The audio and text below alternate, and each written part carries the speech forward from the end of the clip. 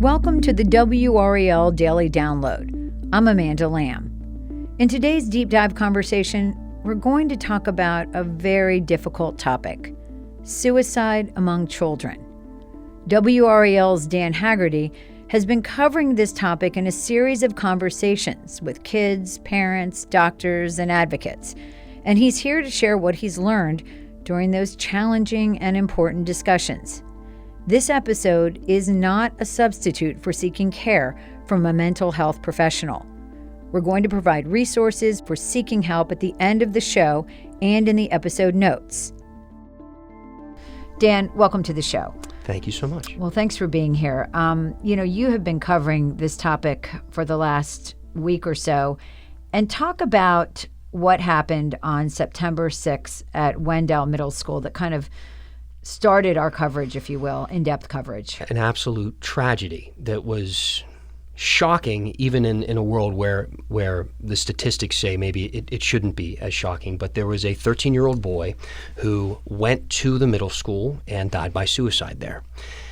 And a lot of people might not know this about newsrooms, but we often get a lot of information in immediately that we can't report, right? And a lot of times that stuff ends up to be fact that is part of our reporting later, and sometimes it's not.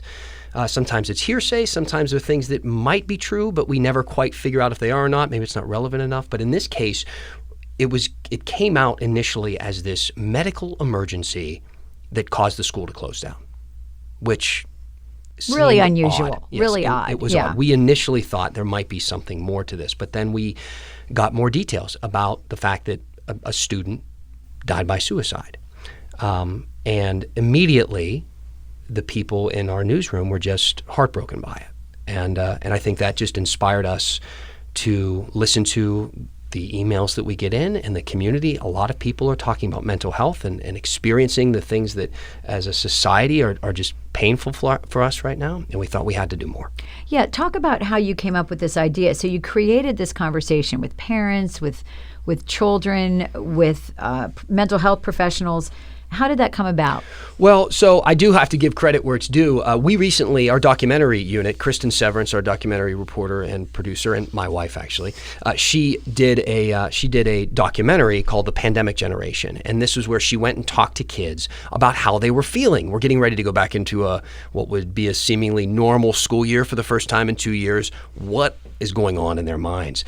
And these kids spoke so poignantly about the anxiety and the depression and their struggles with finding care, mental health, and the difficulties that their parents were having helping their children.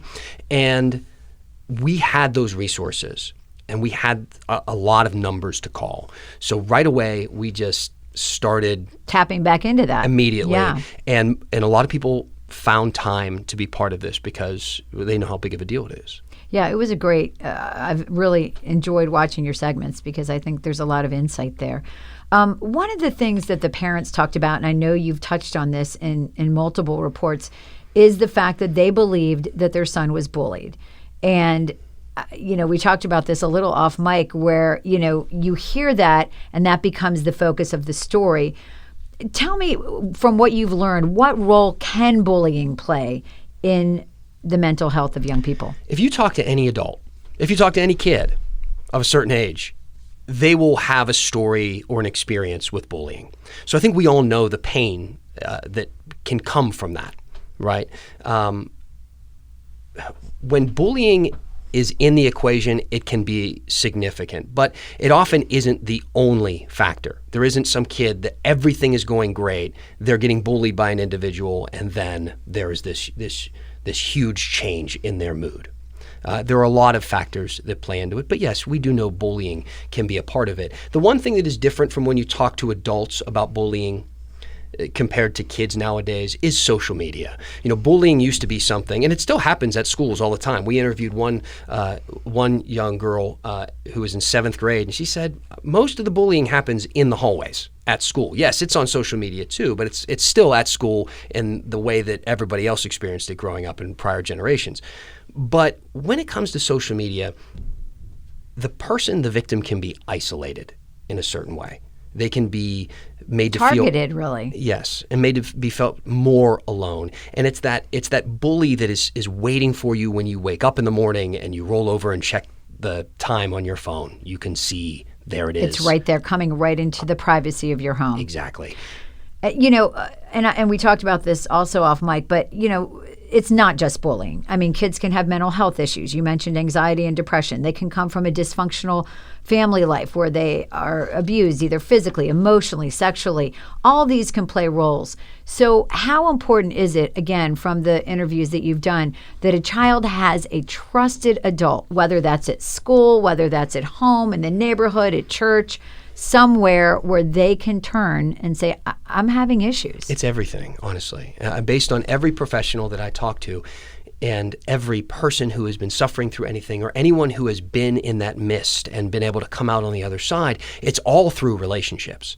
It's all through being able to communicate with someone, feel heard, feel recognized, and feel like you're not alone in whatever struggle that you're feeling. That said, there are different factors that play into mental health.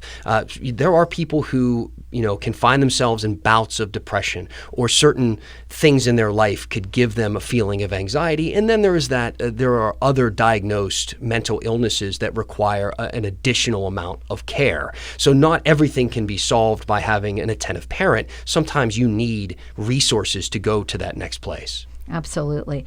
I was looking at a report that just came out recently from the North Carolina Child Fatality Task Force, and they're reporting that suicides are way up since the pandemic started. So 2019, there were 36 suicides of children in North Carolina. That went up to 56 in 2020, 57 in 2021. What are you hearing about? And you touched on the fact that we've done this documentary about the pandemic and kind of the after effects of the pandemic. So when it comes to the pandemic, I think we use that as this umbrella term.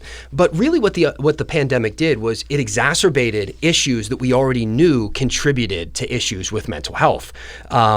Think of the family stress. Think of anxiety. Has anybody at home in the past 2 years lost a loved one who they couldn't say goodbye to? Did that create any anxiety in the household? We saw alcohol sales go up. We saw domestic violence go up. We saw drug overdoses go up. All of these things went up during the stress of the pandemic, and all of those things contribute to family health and mental health. And a healthy family, if you have two parents who are if they're losing a business, if they are unemployed and waiting months for an unemployment check, these create certain levels of anxiety that will spread to other people in the family, primarily their children. So we have seen this happen in households across America. But if you're sitting at home and going, well, that wasn't my household, how could it be the pandemic? Well, everybody was impacted differently by the pandemic. Some people saw an increase in happiness because they were living on a certain level of income, that the checks that were coming in from the government, regardless of your opinions on economic, the decisions that were made there with inflation and whatnot, but individual families who were getting those additional checks, they were able to start paying bills, pay down debts. They could pay off their car note. All of these things that increased their happiness. So it was such a different experience for everybody. And I think if anybody's going to take anything away from this conversation, it's how unique each individual case is. And it's what makes it so difficult to deal with. Absolutely. Well, we will be back after the break to talk about what signs parents should look for and where to get help. Welcome back to the WRAL Daily Download. I'm talking with WRAL's Dan Haggerty about his recent in-depth coverage of suicide among young people here in our area. Dan, one of the reports that I looked at that you have done recently was that suicide is the leading cause of death for kids ages 10 to 14. Can you believe that? It's staggering. I don't even know how to respond to it. But in light of this, let's talk about some of the signs that parents can look for that their kids might be in trouble and might need help. So if you are a person who is your ears perked up and you're saying, okay, what's he going to say next? Hop online, please, and look these things up, because there are a variety of different lists. They all are worded a little differently, but they say basically the same things. And some of the, mood changes. Are they sleeping a lot more? Are they sleeping a lot less? Are they becoming more aggressive? Are they becoming more quiet and reserved? Or agitated, for example. Right, exactly. So, but really what it comes down to, and when you talk to these different professionals, and it goes back to something we were talking about in the first half about having an adult or somebody who is like an advocate for you. You know your kids, or you know your friend, or your niece, or your nephew, or your grandchild. You know who they are. You have to look out for the things that suddenly they're this different person. Change. You have to look for change. Change, and they're not explaining it to you. They're not willing to open up and discuss it with you. Healthy change doesn't work that way. That makes sense. That makes a lot of sense. We touched on the social media issue, but having raised 2 girls in an age of social media, I'm very well aware of how it can impact you, even if you're not being bullied online, but just seeing what they think are perfect images of other young women and how that can affect you feeling not great about yourself. So what role does social media play in this type of a mental health situation, and even in a situation that could lead to suicide? So here's what makes social media kind of a difficult discussion to have, and its role in all of this, because when you're looking at a country of hundreds of millions of people, some people are going to, in fact, a lot of people will argue that it's not great, that there's plenty of evidence that shows that it creates a lot of these pathways to certain levels of anxiety and depression. For other people, it doesn't. It opens up connectivity and their ability to find groups or find people who, wow, hey, I really like this certain game that no one else in my neighborhood finds interesting, but online I have this huge community of people who also play this game, things like that. Right, so people who may not be extroverts may find their community online. Exactly, so it can be a benefit to some people, but I do want to read something that I found in a study that was done. Mental health reports from Child Mind Institute, they considered a half dozen different studies about smartphones and social media, and it says, when it comes to kids, there is also evidence that overuse has a negative impact on self-esteem and satisfaction with their lives. And this social media use is also linked to an increase in mental health problems, including anxiety, depression, and suicidality. So I think a lot of times you just have to kind of use some common sense as a parent too, and you think, what are the benefits of social media with my specific child? What am I seeing? How are they reacting to social media? One thing that really stood out to me is on our panel of people, the chief medical officer from WakeMed, one of the best hospitals in the country. She is in charge. She oversees behavioral and mental health. She had her daughter with us, who is in 7th grade. Her daughter isn't allowed to have social media. And that says a lot, because it says somebody who's very well educated in this area has made a decision that's not really probably very popular among a lot of her daughter's friends. But that's the decision she's made for the health of her daughter. I asked her daughter, I said, how many people in your class have social media accounts? She said, probably 95%, 7th grade. Yeah, and they start young. One of the things, talking about some of the reports you've done, I was struck by one of the mothers who was saying, I'm trying to get my daughter a therapist. There's a waiting list to get in. People aren't taking new patients. They're not taking my insurance. So even if a parent is trying to get help, there's a lot of obstacles, right, to getting that help. So right now what we're seeing is that there are plenty of opportunities to make that first call. There are plenty of helplines, emergency and crisis lines. Yes, there are plenty of places where you can reach out and say, hey, can somebody just kind of talk me off this ledge, because I am in a bad place right now and I don't have anyone else I can trust to turn to. So there are a lot of options there. But it's when you need that next level of care. The long-term help. Exactly. Yeah. And that is where we're running into some problems right now. And it's interesting because we have in some places more options than ever. I mean, schools, for instance, are involved in a way that they certainly weren't when I was in high school. Sure. But what they've learned is, since making this discussion around mental health a regular thing, they realize, wow, like everybody needs to have this conversation.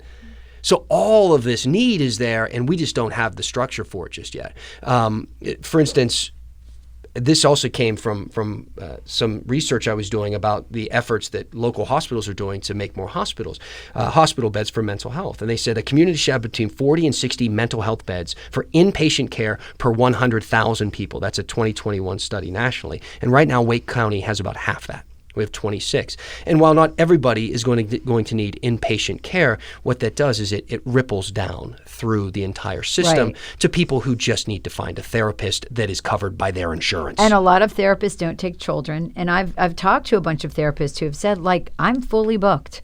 So, you have to wait to get in. I know one thing WRAL has done is create a comprehensive list, county by county, of resources for people. Tell me about that, and where can people find that? So go on our website and just go into the search bar, or just go into Google and look it up, WRAL Get Help County by County Guide. And this will give you that starting point. And I will, I know that this sounds kind of dire sometimes when we discuss the uniqueness of everybody's issues and we see these tragedies that happen and the lack of care that is out there. But there are plenty of advocates right now.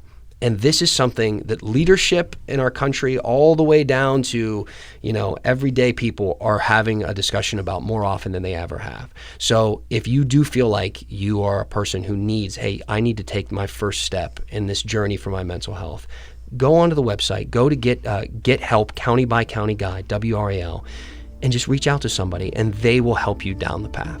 And that's an important first step. Dan, thank you so much for your time and all your hard work on this topic. And thank you for listening to the WRAL Daily Download and making us part of your morning routine. Another great way to get WRAL news is the Morning Briefing newsletter. It's a daily email that's waiting in your inbox every single morning.